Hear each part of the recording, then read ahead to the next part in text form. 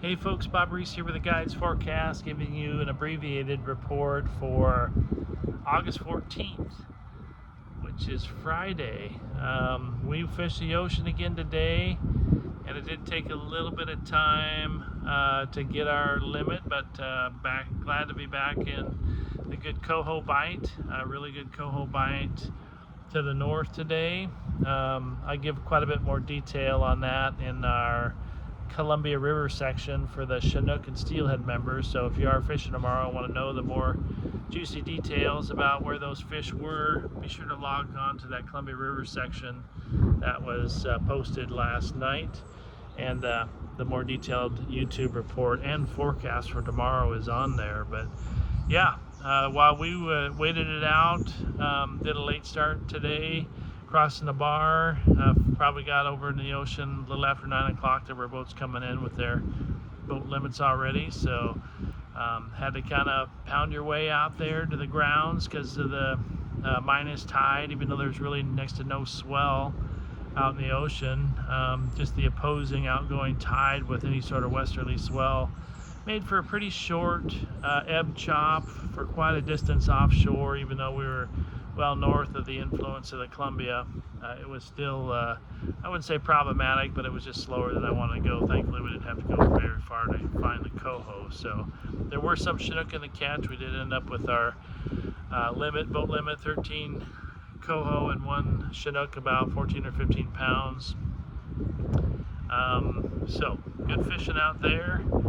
Hopefully that doesn't change. It's kind of a new, these coho kind of came back online today. I was grateful to see. It had been pretty challenging coho fishing out there, spotty I would say, and with the Chinook closure, that was the problem. So glad to be back in them. And as far as the river fishery goes, it was tough today in the river. On our ride out, even though it was kind of a little before peak opportunity towards low slack, we saw just a single net for a lot of boats on our ride out there to the ocean.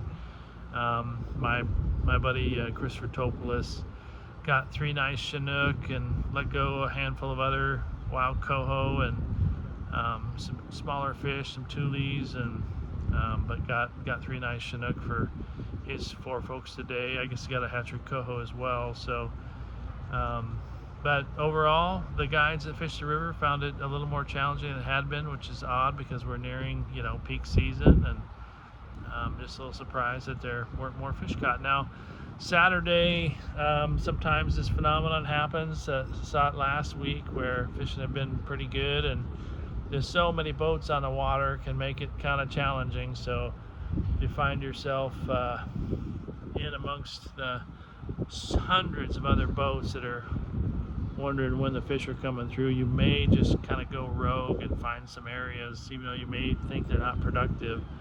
Get away from the boat wakes, the boat motors, and put your baits down. If nobody's catching them, you really have nothing to lose. So think about going rogue tomorrow for a Saturday. It could pay dividends.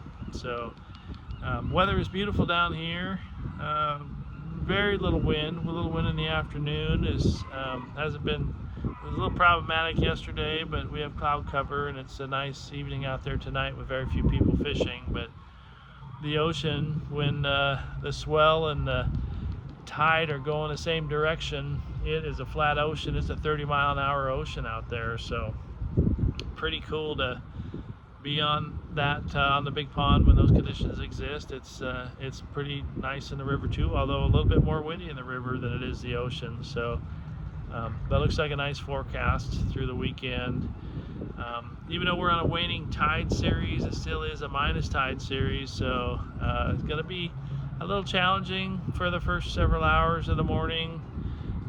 Those that get up real early and maybe get out to make a pass before the tide really starts rolling out might stand a chance, but there'll be a long lull between bites for several hours. Most people will struggle for a good part of the morning before the tide starts slowing down and changing and comes in the late morning before folks find much happening. So be aware of that.